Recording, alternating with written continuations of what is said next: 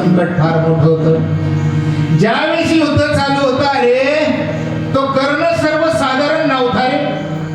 त्या कर्णाचा एक एक बाण असा होता का तो तुझा तवाच रथ फोडून काढलेला होता.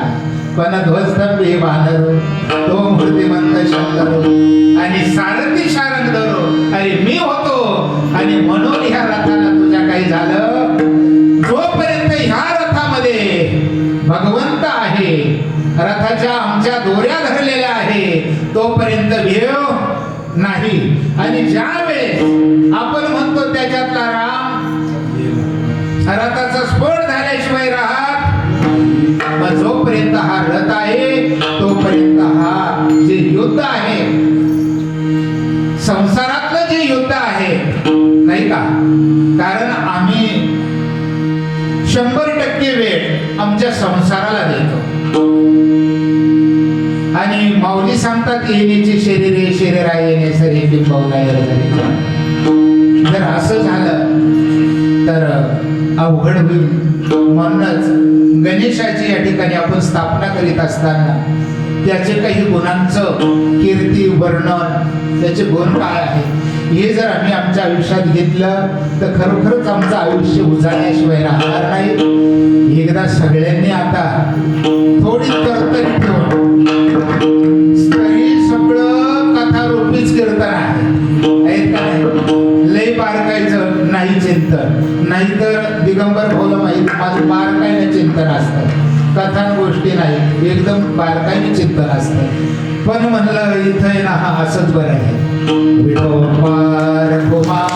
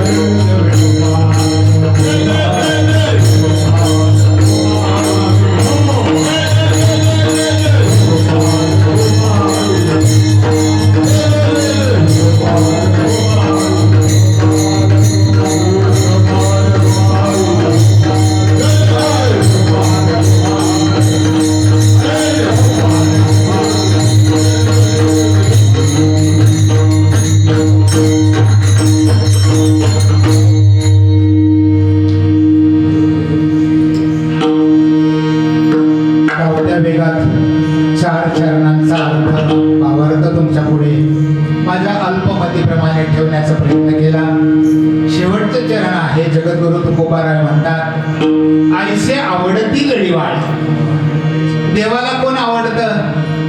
भक्त आवडतात, प्रेमळ, जीवाला जीव देणारे, आपल्या करता न बॅलन्स करणारे, तो भगवंता करता आयुष्य खर्च करणारे. देवाला खूप काहीतरी पाहिजेत असं नसतं. देवाला फक्त भावाचाच भुकेला आहे. ज्ञानेश्वरीत आपल्याला बऱ्याच ठिकाणी असे प्रसंग ऐकवत आहेत. ऐका, मी 5 मिनिटं घेणार आहेत आता. काही जुने म्हातारे होते, त्यांना वाचता येत नव्हतं, पण त्या पारायणामध्ये असे बोट फिरवायचे. 4-5 पारायण त्यांच्या त्यांचे असे बोट फिरवून झाले तर 6व्या 7व्या पारायणाला मात्र त्यांच्या मुखातून ते शब्द स्पष्ट व्हायला लागले. भाव धरुणी वाचे ईश्वरी कृपा करी हरी दयावरी. देवानं आम्हाला चांगले डोळे दिलेले आहेत. वाचण्याकरता आम्हाला शिक्षणही मिळालेलं आहे. ज्ञानेश्वरी, हरिपाठ. सगळ्यात महत्वाचं, ही महिलांपासून जर सुरुवात झाली ना तर धर्म प्रस्थापित व्हायला वेळ लागणार नाही.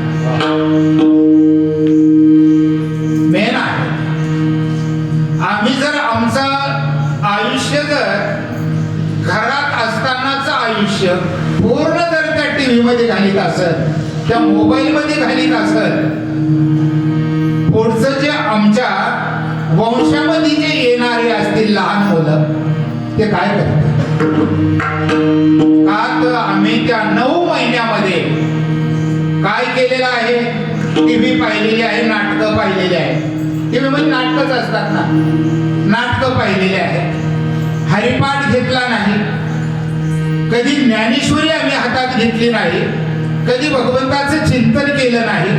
वेळ मिळाला तेवढं नाही. मला डॉक्टरनं विश्रांती सांगितलेली आहे. मग विश्रांती कशात घालवायची?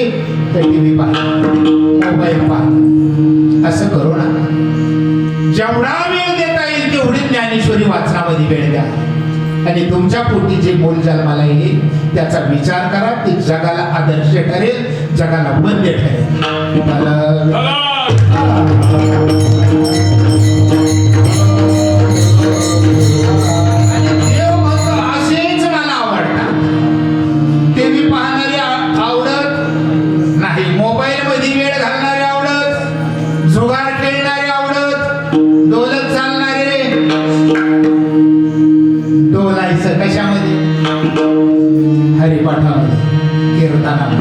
भगवंताच्या भजनामध्ये डोलणं महत्वाचं आहे.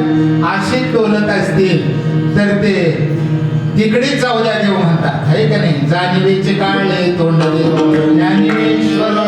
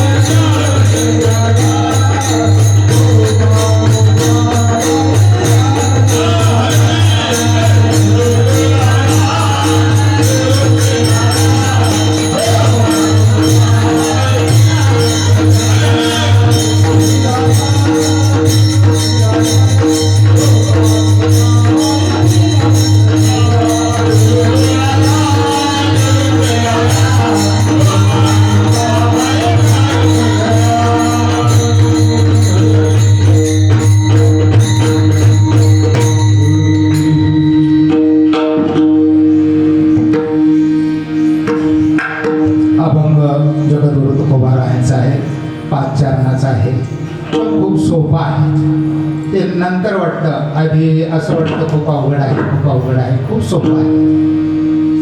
माझ्या अल्पबुद्धीनं आणि अल्प वेळेत जेवढं माझ्या सद्गुरूंनी, जीवनेश्वर कळबाबांनी